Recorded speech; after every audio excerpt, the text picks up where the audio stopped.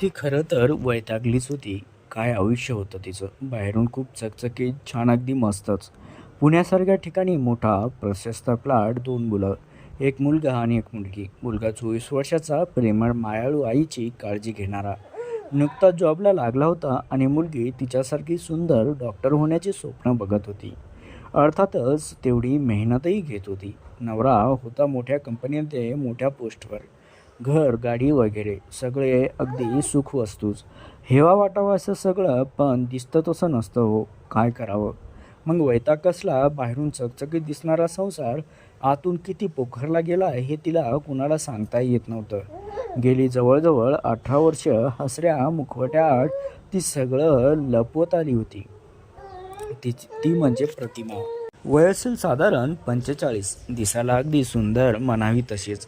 रोज आपल्या सजवलेल्या घराकडे बघून ती फक्त स्वतःचं खोटं समाधान करून घ्यायची. बऱ्यापैकी लवकर म्हणजे 20व्या वर्षी ती कुमारी प्रतिमाची प्रतिमा झाली. निसर्ग नियमाप्रमाणे 5 वर्षाच्या अंतरात सुमेध आणि सुनीतीचा जन्म झाला. प्रतिमा खुश होती. तिचं जग होतं फक्त नवरा, मुलं आणि घर आणि संसार. लग्नानंतर काही वर्षातच प्रतिमाच्याही लक्षात आलं होतं की आपला नवरा स्त्रियांच्या बाबतीत थोडा वेगळा आहे. सुरुवातीला घरात काम करणाऱ्या पारूवरून तिला काही गोष्टी खटकायच्या. जेव्हा ती गावाकडे राहत होती, घरात सासू सासरे दीर सगळंच असायचं. शेखर, प्रतिमाचा नवरा, घरात मोठा होता. शहरात नोकरी करून गावाकडे पैसा पाठवायचा, त्यामुळे त्याचा रुबाब काही आवरच होता. धाकटी भावंड फारशी शिकली नव्हती.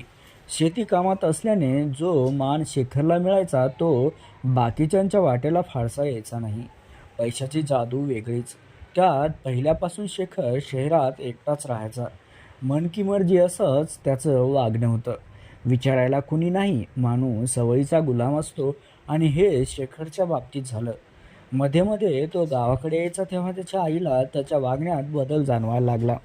बायकांच्या बाबतीतही याच बदलानं वर्तन पाहून त्यांनी शेखरच्या लग्नाचा निर्णय घेतला आणि प्रतिमा त्या घरात आली. सुरुवातीला नव्याचे 9 दिवस छान गेले. शेखरही बरा वागत होता. पण पुन्हा बेकबे सुरू झालं.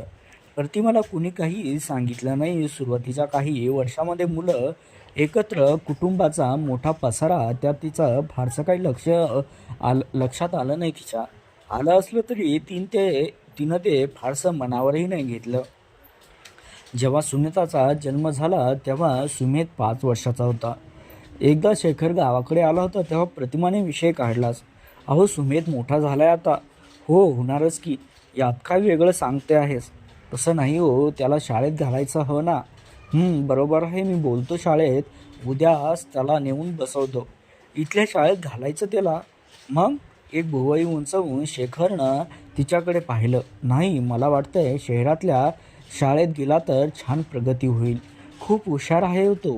वेडी आहेस का? तिकडं खर्च किती जास्त असतो. तुला काय कळणार म्हणा. तुमचं बरोबर आहे, पण तुम्ही अजिबात काळजी करू नका. मी अगदी काटकसरीने घर चालवेल. एवढं सोपं नाही बाई शहरात राहणं. आणि तुला कुठं सवय आहे? छे, नाहीच जमणार.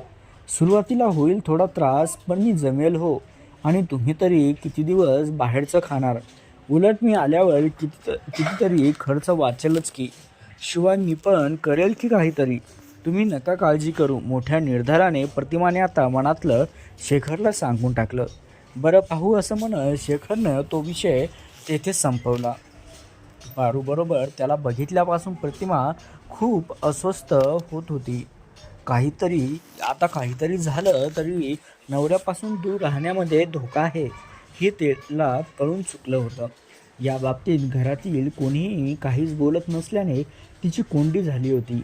खूप हिंमत करून तिने सासूबाईकडे पारूचा विषय काढला आणि आपल्या शहरात जाण्याच्या मनसुब्याबद्दल तिने त्याला सांगितलं. प्रतिमा, खरं तर मला माफ कर. त्याच्या या सवयीची आम्हाला तुझ्या लग्नापासून कल्पना होती. पण पैशाची गरज खूप वाईट असते. आम्ही हतबल होतो. कुटुंबाचा एवढा मोठा गाडा आम्हाला ढकलणं केवळ अशक्यच होतं. त्याचबरोबर शेखरला शहरात नोकरी लागली आणि आमची गरज काही प्रमाणात का होईना भागायला लागली. त्याच्या या सवयीची कुणकुण लागल्यावर आम्ही लगेच त्याचं लग्न केलं. वाटलं होतं आता तो सुधरेल, पण तसं तर काही घडलं नाही. तुझ्या नशिबात हेच होतं गं, कोण काय करणार? पण आता तू जा त्याच्याबरोबर. मुलामध्ये रमला तर या वाईट सवयी सुटतील कदाचित. सासूबाईने पदराने डोळे पुसले आणि त्याच्या आयुष्यातला प्रतिमासोबतच्या पहिल्या आणि शेवटच्या दीर्घ संवादाला पूर्ण विराम दिला. प्रतिमा अवाक होऊन फक्त पाहत राहिली. त्यांच्या बोलण्याचा काही काळ तिला अर्थच लागला नाही. आणि जेव्हा सगळं लक्षात आलं तेव्हा आपण पूर्ण फसवलो गेलो आहोत ह्याची तिला जाणीव झाली. अगदी संताप संताप झाला तिचा. सासू सासरे बरोबर घरातल्या प्रत्येकाचा तिला प्रचंड राग आला. स्वतःच्या जीवनात पैशासाठी कोणी इतकं हतबल असू शकतं की जाणून बुजून एक मुलीचं आयुष्य पूर्णपणे बर्बाद करताना यांना काहीच वाटू नये. तिची कानसील प्रचंड गरम झालती. डोळ्यातून पाण्याचा ओघ वाहत होता. डोकं बधीर आणि सुन्न झालं होतं. सगळंच काही समजण्यापलीकडचं होतं. कितीतरी वेळ ती अशीच बसून होती देव जाणे. सुनीताच्या रडण्याने ती भानावर आली. अगदी मोठा हंबरडा फोडून रडावे असं तिला वाटत होतं, पण तिच्या तोंडातून एक शब्दही बाहेर पडला नाही. घरातली कामं उरकून रात्री ती अंथरुणावर पडली तेव्हा काही गोष्टी तिच्या लक्षात यायला लागल्या. शहरात तिला नेण्याची टाळाटाळ करणारा शेखर तिला आठवला. 15-15 दिवसांनी भेटून सुद्धा कुठलीच ओढ न वाटणारा शेखर तिला आठवला. आणि शेवटी पारूबरोबर तोंडात पदराचा बोळा कोंबून ती गदगदून रडायला लागली. बराच वेळ गेला. प्रतिमा एकदम उठली. अवघ्या 6 महिन्याच्या सुनीताला आणि झोपलेल्या सुमितला तिनं उचलून घेतलं. घराचा मुख्य दरवाजा उघडून ती बाहेर आली आणि गावाबाहेरचा रस्ता धरला. मिट्ट अंधाराची आणि कर्कश ओरडणाऱ्या रातकिड्यांची तिला जाणीवसुद्धा नव्हती. जागा झालेल्या सुनेतला काय कळणार? आईसोबत आहे एवढंच त्या लेकराला समजलं होतं. चालता चालता प्रतिमा गावाबाहेरच्या विहिरीजवळ आली. तिनं विहिरीतून डोकावून पाहिलं. काही दिसत नव्हतं, फक्त एक पोकळी, अंधाराने व्यापलेली, एक उडी आणि मग कायमची सुटका. तेवढ्यात आई एवढी सुमितची हाक तिच्या कानावर पडली आणि अचानक प्रतिमा भानावर आली. काय करत होते मी? तिचे तळवे पूर्ण घामाने भिजले होते. तटलेली छाती दुधाने भरली होती. आता मात्र प्रतिमाने मोठा बहिडाच फोडला. दोन्ही लेकरांना जवळ घेऊन ती आतपणे रडत होती. घाबरलेल्या सुमेधला तिनं आणखी जवळ घेतलं. एक कूस रिकामी करून सुनीताने पदराखाली घेतला आणि एकदम तिच्याही नकळत एक समाधानाचा सुस्कारा सोडला.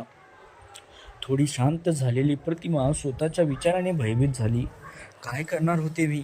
माझी कवळी लेकरं, यांचा काय दोष? देवा मला माफ कर. तिनं दोघांना कुशीत घेतला आणि घरचा रस्ता धरला. अजूनही सगळीकडे शांतताच होती. ती बाहेर गेलेली कुणाच्या साधं लक्षातही आलं नव्हतं. सकाळी लवकर उठून प्रतिमाने प्रथम स्वतःहीचे आवरले.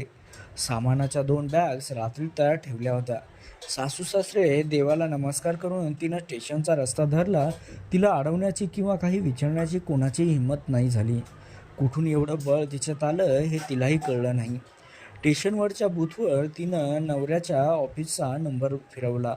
पलीकडून शेखरचा हॅलो ऐकल्यावर मी येते आहे, 2 वाजता स्टेशनवर या एवढं बोलून तिनं फोन कट केला आणि समोरच लागलेल्या सोलापूर पुणे गाडीत ती बसली. त्यावेळी तिला इतकी जास्त खात्री होती की नवरा स्टेशनवर येणार आणि झालंही तसंच. तिच्या शब्दातच इतका ठामपणा होता की शेखर दुसरा कुठलाही विचार करू शकला नव्हता. त्यानंतर प्रतिमाचा अगदी छोट्या घरातच संसार सुरू झाला. सुमेधचे नाव जवळच्या प्रायमरी शाळेत दाखल केले. हळूहळू त्या काळाही घराला एक आकार आला. प्रतिमाने शेखरला एकही प्रश्न विचारला नाही, कारण आधी शहरात तिला तिचे बस्तान पक्के करणे गरजेचे होते. शेखरच्या नाराजीकडे तिने पूर्ण दुर्लक्ष केलं. नवरा म्हणून तिचे त्याच्याबद्दलचे प्रेम केव्हाच आटून गेले होते, पण मुलांना वडिलांची गरज लागणार याची तिला मनोमन खात्री होती. त्यामुळे सगळ्या मानसन्मानाच्या कल्पना तिने बस्तानात गुंडाळून ठेवल्या होत्या. आता मुलासाठी जगायचे कसं काय याचा विचार नव्हता, पण तिचे ध्येय निश्चित होते. सुमेध शाळेत रमला. मुळात हुशार असलेल्या सुमेधने खूप प्रगतीही केली. सुनीतालाही प्रतिमाने शाळेत घातले. अखेर महिन्याला ठराविक रक्कम काढून तिला देत होता शेखर. त्या पलीकडे त्याचे काय चालते त्याच्याशी तिला मुळीच देणे घेणे नव्हते. थोड्या रकमेतून तिने काटकसर करून बरीच मोठी बचत केली होती. वर्ष हळूहळू जात होती आणि शेखरची बाहेरची लफडी ही चालूच होती. कसलीही शरम किंवा थोडाही अपराधी भाव त्याच्या ठाई नव्हता. प्रतिमाने सुद्धा त्याला कुठल्याही पद्धतीने अडवण्याचा प्रयत्नही नाही केला. आता शेखरला बऱ्यापैकी पैसा मिळू लागला होता. प्रतिमा त्याच्या कुठल्याही गोष्टीच्या आड येत नसल्याने तिला पैसे देताना त्याने मुळीच हात आखडता घेतला नाही. एका छोट्या घरातून सुरू झालेला त्याचा संसार आता मोठ्या 3 BHK फ्लॅटमध्ये स्थिरावला होता. मोठी गाडी, सगळ्या सुखवस्तू, गरजा तेथे होत्या. प्रतिमाने घर खूप छान सजवले होते. तिचे आणि शेखरचे गरजेपुरते बोलणे होत असे. मुले जशी मोठी होत होती तशी शहाणी पण झाली होती. काही गोष्टी न सांगताच त्यांनाही कळत होत्याच की. तसा म्हणायला तो संसार दोघांचा होता, पण खरं तर प्रतिमालाच माहीत होतं तो फक्त तिच्या एकटीचा संसार होता. सुमित इंजिनियर झाला, नोकरीला लागला. सुनीताला MBBSला ॲडमिशनही मिळालं. दरम्यान प्रतिमाने स्वतःचे शिक्षण पूर्ण केले होते. शिवणकाम शिकून त्यात प्रगतीही केली. नवरा महिन्याला जे पैसे देत होता ते तिने कधीही नाकारले नाहीत. त्याच पैशातून स्वतःचं छोटंसं बुटीक सुरू केलं. समाजात स्वतःचे स्थान निर्माण करताना तिने तिच्या घराच्या स्थानाला अजिबात धक्का लागू दिला नाही. जवळजवळ 18 वर्षापूर्वी या कारणासाठी तिने गाव सोडून शहर जवळ केले होते, ते म्हणजे मुलांना असणारी वडिलांची गरज म्हणून. स्वतःची मानसिक कुचंबना सहन करून तिने 2 संस्कारक्षम आयुष्य घडवली. मुलांचे आनंदी आणि आत्मविश्वासाने भरलेले चेहरे बघताना तिला स्वतःचाच अभिमान वाटत होता. खरंच प्रतिमाचा प्रवास खूप खडतर होता. कितीतरी रात्री ती झोपली नसेल. तिचा स्वाभिमान तो तर केव्हा जळून खाक झाला होता. तिनं घेतलेला निर्णय चुकला का? कदाचित दोघी काहींनाही पटणार नाही, पण प्रतिमाचे आयुष्य तर केव्हा जगण्यासाठी म्हणून शिल्लक राहिले नव्हते. ती मुलांना घेऊन वेगळी राहू शकली असती, पण निसर्ग नियमाप्रमाणे मुलेही मोठी झाली असती. आयुष्यात सेटलही झाली असती, पण वाढत्या वयात त्यांच्या मनाचा झालेला कोंडमारा कधीच भरून निघाला नसता. वडिलांची जागा त्यांच्या आयुष्यात किंवा मनात कायम रिकामीच राहिली असती आणि त्याची सावली त्यांच्या पुढच्या संपूर्ण आयुष्यात तशीच राहिली असती. नेहमीच मुलांना आई व वडील या दोघांनाही समान गरज असते. कुणी कुणाची जागा घेऊ शकत नाही. दुर्दैवाने ज्या मुलाचे वडील निधन पावले असतील किंवा काही कारणाने आई वडील एकत्र नसतील, अशी मुले भविष्यात मनानेही दुबळी होऊ शकतात. आई किंवा वडिलाशिवाय प्रत्येक अडचणीला तोंड देत स्वतःचे अस्तित्व सिद्ध करणे खूप कठीण असते आणि अवघडही तितकेच. कुटुंब व्यवस्था ही चांगला समाज घडवण्याची मास्टर की आहे. प्रतिमाने तिचे कर्तव्य केले. आता चूक का बरोबर हा ज्याचा त्याचा प्रश्न होता. डॉ. मधुरिमा कुलकर्णी. मंडळी, तुम्हाला ही कथा काय वाटतं? प्रतिमाबद्दल तुम्हाला काय वाटतं? तिचं चुकलं का? नक्की कमेंट करून सांगा. आणि अशाच अर्थपूर्ण कथा ऐकण्यासाठी आपल्या चॅनलला सबस्क्राईब करायला विसरू नका.